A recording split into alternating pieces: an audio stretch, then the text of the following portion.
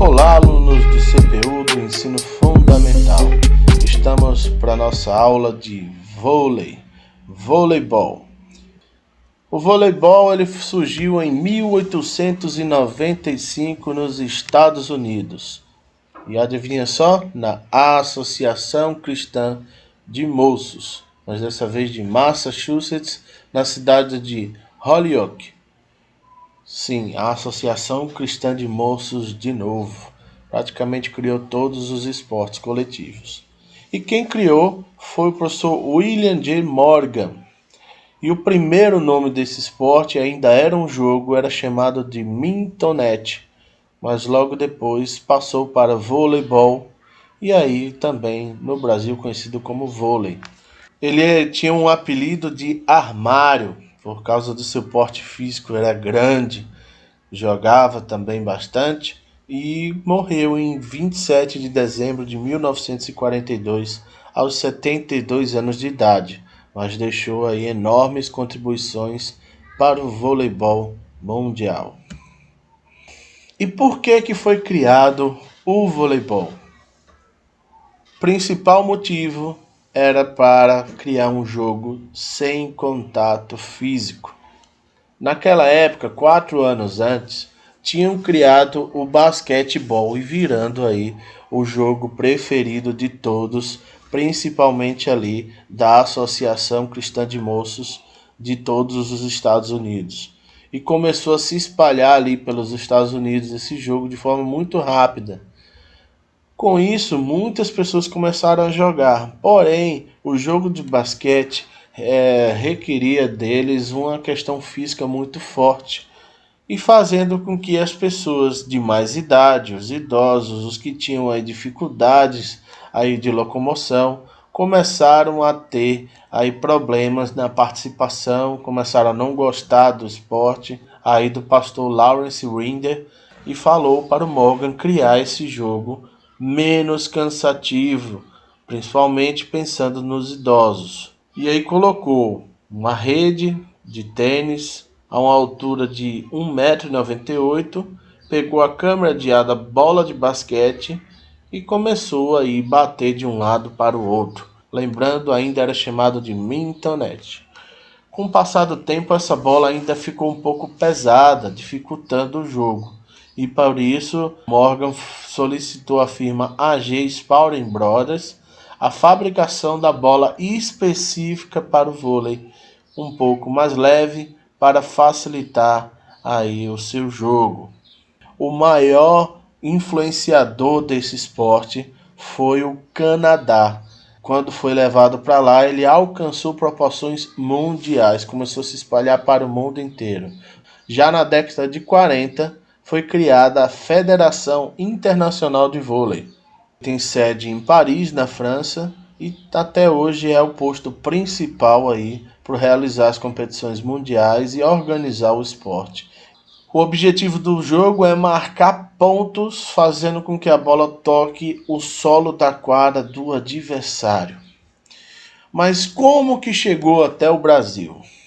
E aí que chega uma complicação, pois a literatura referente à chegada ao Brasil, ela é muito confusa, pois existe 3 versões de onde surgiu. Então, se caso eu perguntar quando surgiu no Brasil, tem que colocar as 3 para estar certo. Então, introduziu a primeira vez no Colégio Marista de Recife. Eu, como pernambucano, tenho essa linhagem, estudei dessa forma, fiz a minha faculdade em Recife, então por isso utilizamos aí a versão de que foi criada, sim, lá no Recife em 1915, pois nos outros lugares era um pouco mais velho, então por isso botei em primeiro lugar aqui 1915 em Recife. Já em 16 e outros livros falando em 17, também dizem que foi na Associação Cristã de Moços lá de São Paulo. Também em 1923, o Fluminense organizou o primeiro torneio lá no Rio de Janeiro. Então tem 3 possibilidades para o início do voleibol no Brasil. Em 1954 foi criada a Confederação Brasileira de Voleibol. E em 64 o vôlei foi inserido nos Jogos Olímpicos de Tóquio. Mas uma curiosidade é que nos anos 40 e 50 o voleibol só era praticado no Brasil pela elite social, só para os que tinham aí uma boa condição financeira, que eram restritos aí os treinamentos de vôlei em clubes sociais de alto nível socioeconômico. E aí, por conta disso, existia pouco intercâmbio, porque eram poucas pessoas que participavam. E quando foi no Mundial Masculino de 56, a seleção brasileira viajou, foi competir e um dia antes dos jogos descobriu aí uma coisa que foi o fundamento manchete. E só descobriu um dia antes dos jogos, porque não conheciam tal fundamento, visto o tamanho do amadorismo que era o voleibol brasileiro nessa época. Então, uma coisa básica do voleibol, que já desde o início nos Estados Unidos já tinha, no Brasil só veio chegar aí no ano de 56 nesse Mundial. As equipes podem ser constituídas de até 12 jogadores, um técnico, um assistente técnico, um preparador físico e um médico. Os uniformes: camiseta, calção, meia e calçado. A cor e o formato das camisas e calções e meias tem que ser iguais para todos da equipe, tem que ser padrão. A diferença está só no líbero, que tem que ter uma camiseta diferenciada para estar praticando essa atividade. Na próxima videoaula de vôlei, vocês vão entender a função do líbero. As camisetas têm que estar numeradas de 1 a 18. E a do capitão tem que ter uma fita de 8 por 2 centímetros, sublinhando o número no peito, para definir quem é o capitão. Mas por que essa definição de quem é o capitão? Somente o capitão pode falar com o juiz. Nenhum outro jogador pode se dirigir a palavra para o juiz para fazer uma reclamação, para tirar alguma dúvida, para fazer algum comentário. Se outro jogador fizer, é cartão amarelo. Mesmo que seja o mais educado possível, mesmo que seja para chamar ele de lindo, é cartão amarelo. Pontuação. A equipe marca ponto quando é bem sucedida em fazer a bola tocar na quadra adversária, ou seja, jogar a bola na quadra, no chão da quadra adversária. Quando a equipe também comete uma falta, acontece um ponto. Quando a equipe também recebe uma penalidade, às vezes, como eu acabei de citar, e o outro jogador que não for o capitão falar, vai ser um ponto para o adversário. E nós temos uma nomenclatura muito característica do voleibol, que é o rally. Nós não estamos falando de rally dos sertões ou rally de questão de carro, de corrida de carro. Rally é uma sequência de ações de jogo de ataques e defesas. Logo após o saque vão acontecer vários ataques e várias defesas. Assim caracteriza um rally. Para entender melhor, vamos mostrar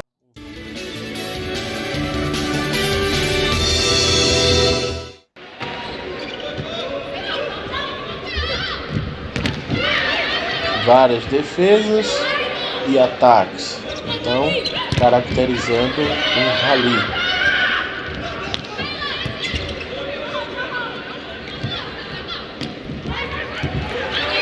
Nós temos o Brasil contra a China, duas potências mundiais, e as chinesas ótimas na defesa.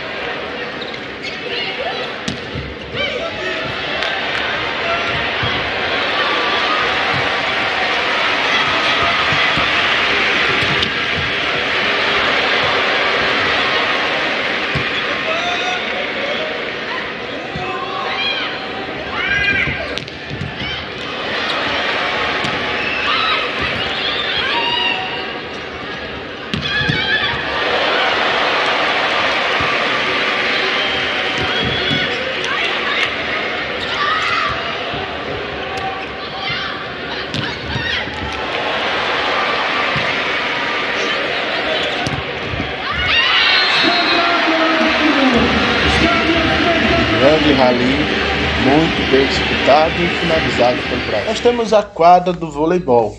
A quadra do voleibol tem 9 metros por 18. E nós dividimos a nossa quadra de zona de ataque e zona de defesa. Zona de ataque amarelo, a zona de defesa em azul. Nós temos os juízes. O primeiro árbitro é o que fica em cima de uma cadeira específica para facilitar a sua visão do jogo. O segundo árbitro de chão também vai estar auxiliando. E os 2 juízes de linha que vão verificar se a bola foi fora ou foi dentro. E o que é rodízio? Rodízio é quando há uma troca de posições na quadra e ocorre toda vez que a equipe ganha o direito de sacar. Toda vez que a pessoa faz um ponto e o saque volta para si, acontece um rodízio. Os jogadores vão ter que trocar de posição no sentido horário, ou seja, no sentido do ponteiro do relógio. Então o jogador 2 ele vai para a posição 1, dá 1 para 6, dá 6 para 5, dá 5 para 4, dá 4 para 3, dá 2 para 1. E assim vai fazer todos trocarem de posição, assim vão fazer todos também participarem do saque, que acontece na posição 1. Então o sacador é sempre da posição 1. Então por isso todos os jogadores irão sacar. E quando acontece um erro nessa rotação? Por exemplo, às vezes a pessoa se perde, principalmente em jogos de base, aí uma troca errada, a equipe é punida e vai acontecer um ponto para o adversário e vai ter que se corrigir o erro. A bola pode ser tocada por qualquer parte do corpo. Professor, voleibol pode com o pé, mas não é futevôlei? Não, no voleibol também pode-se utilizar o pé. Porém, partes que não seja a mão ou o braço só podem ser utilizadas quando acontece situações de defesa, quando não se há a intenção de fazer aquele movimento. Por exemplo, eu posso atacar a bola com a cabeça de propósito? Não pode, será considerado inválido. Agora, se eu estou defendendo, o saque, o corte veio muito alto e bateu na minha cabeça e foi ponto, e voltou para a outra quadra e foi ponto, é ponto. Você não teve a intenção de botar a cabeça para fazer. Então, vai depender muito da intenção do jogador e a interpretação do árbitro. Agora, se você for, a bola foi muito longe e você chutou a bola para cima para salvar aquela bola, é um toque válido. A bola também pode tocar várias partes do corpo ao mesmo tempo. Um exemplo claro dessa é a manchete, que bate em 2 partes do braço ao mesmo tempo, mas faz parte de uma mesma ação. Outra forma é quando bate, por exemplo, no braço e na coxa ao mesmo tempo, quando bate no braço e na barriga ao mesmo tempo. Isso acontece um toque simultâneo, mas faz parte da mesma ação. Outro caso desses toques são os contatos consecutivos, que, por exemplo, pode ser no caso do bloqueio. Quando eu salto para o bloqueio, a pessoa corta a bola bate em uma mão e depois bate em outra. Seriam 2 toques na bola, porém faz parte da mesma ação, o bloqueio. Então, dessa forma, é considerado apenas como um toque. E também o toque do bloqueio, ele não conta para a contagem dos 3. Outra dúvida muito corriqueira é quando, e se a bola rasgar a rede ou derrubar a rede, o que é que acontece? Acontece que aquele ponto ele é anulado e vai ser repetido o saque de onde veio, pois é impedido de acontecer o jogo se não tiver a rede ou se ela estiver rasgada. Outra dúvida bastante acontece é o contato do jogador com a rede, né? todo contato com a rede é falta? Não. Tem às vezes a gente acontece, tá girando, aí sem querer bate o cotovelo na rede, mas a jogada não era ali a finalização da jogada, então não interferiu na jogada. Se não interferiu, não é falta. Agora, você tá ali na hora do bloqueio, aí você vai subir para o bloqueio e pega na rede, aí você interferiu, que aí atrapalhou a outra equipe que está numa, na ação de ataque. Outra curiosidade é quando a bola bate na rede, estufa ela e aí essa rede pega no jogador. Ah, então é rede, toque de rede. Não, a bola estufou a rede, então por isso saiu aí da sua forma natural e bateu no jogador. Então o jogador não tem culpa disso, então não é falta. Os jogadores não podem bloquear o saque ou atacar o saque.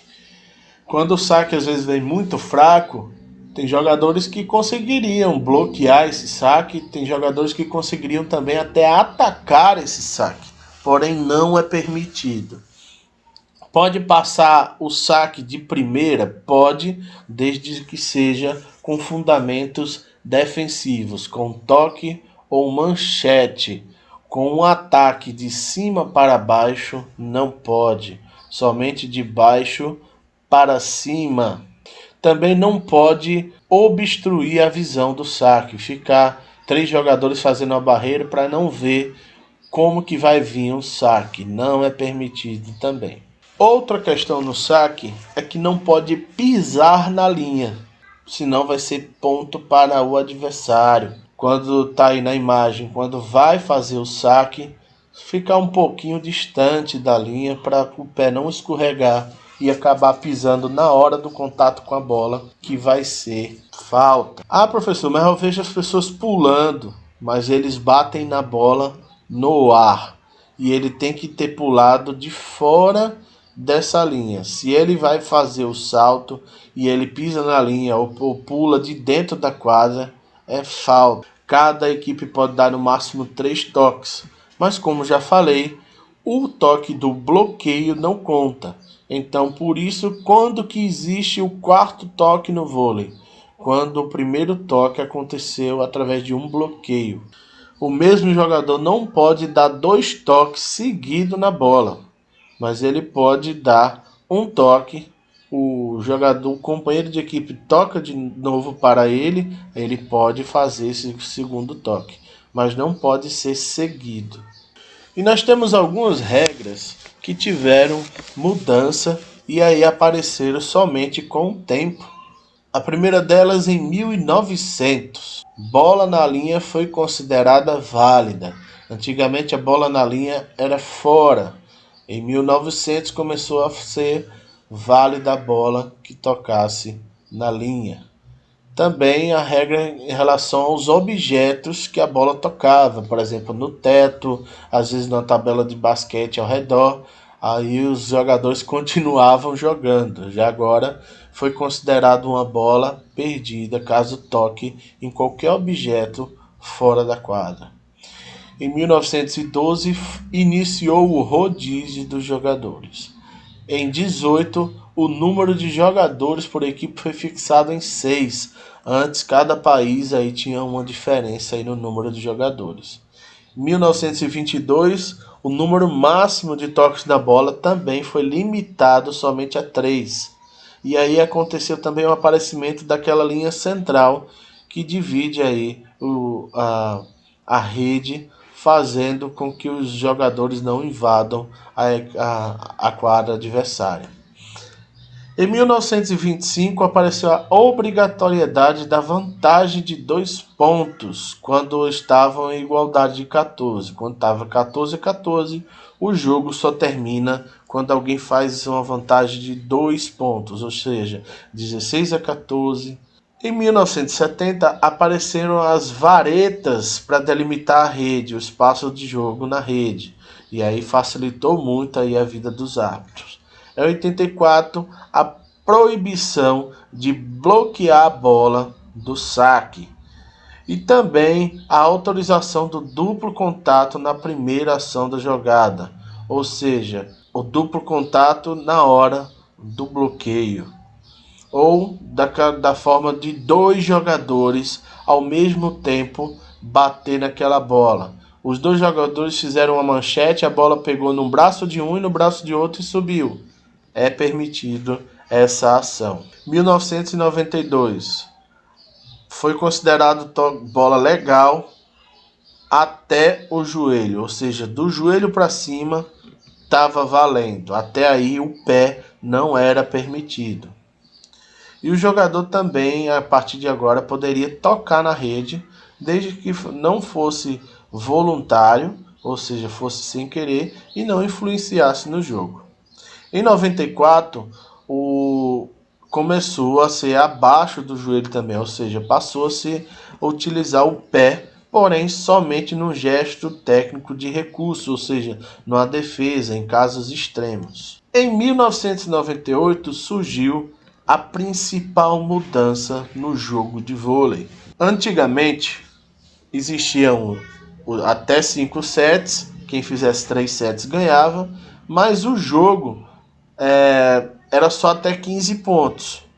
Porém, era um sistema de marcação muito confuso e demorado, pois o ponto só era marcado quando você conseguiria fazer o ponto na hora do saque. Ou seja, você tinha que estar com a posse do saque e botar a bola na quadra adversária para obter um ponto. Se caso você está com o saque e errou a bola, aí a bola vai para o saque, vai para o adversário. Quando ele fizer um ponto com o saque, aí que vai valer um ponto. Ou seja, extremamente confuso. E se o jogo ficasse, cada um acerta uma, o jogo ficava no 0-0. E aí tínhamos jogos aí de 3 horas de duração, fazendo com que a mídia, as televisões, parassem de transmitir os jogos de vôlei, porque ninguém aguentava ficar assistindo um jogo na televisão por 3 horas de duração e o jogo que não saía do lugar. Por conta disso, começaram a mudar essa regra em 98 e passaram o 7 até a 25. Porém, não tinha mais essa regra de vantagem. Os 25 pontos, botou a bola no chão, é ponto. Então, por conta disso, o jogo ficou bem mais rápido e ficou atrativo para as televisões. E aí começou as transmissões e foi o que incentivou muito, principalmente no Brasil, foi o apoio das mídias deram a esse esporte. Abraçaram, principalmente aí com as medalhas olímpicas que foram surgindo, grandes nomes brasileiros e foram criados os ídolos do vôlei. Outra mudança que causou muita influência no jogo foi validar os saques que eram queimados na rede. Antigamente, o saque que batesse na rede e passasse tinha que ser repetido. E aí, através de 2 vezes, perdia-se o ponto. Então, muitos chamavam até na brincadeira de rua de tomada. Não sei porquê, mas chamavam. Pelo menos lá em Pernambuco. Então, dessa forma, era queimava e aí tinha que ser repetido o saque. A partir daí, de 98, começou se a bola passar, não tem problema, ela pegar na fita, pegar na rede e passar. O importante é se passou ou não. E aí isso ajudou aí as equipes da Rússia e os Estados Unidos, que tem um saque extremamente potente, violento, muito rápido. Então, dessa forma, facilitou aí a vida desses sacadores. E com a frase dele que nós despedimos da aula de hoje: a distância entre o sonho e a realidade chama-se disciplina. Valeu e até a próxima!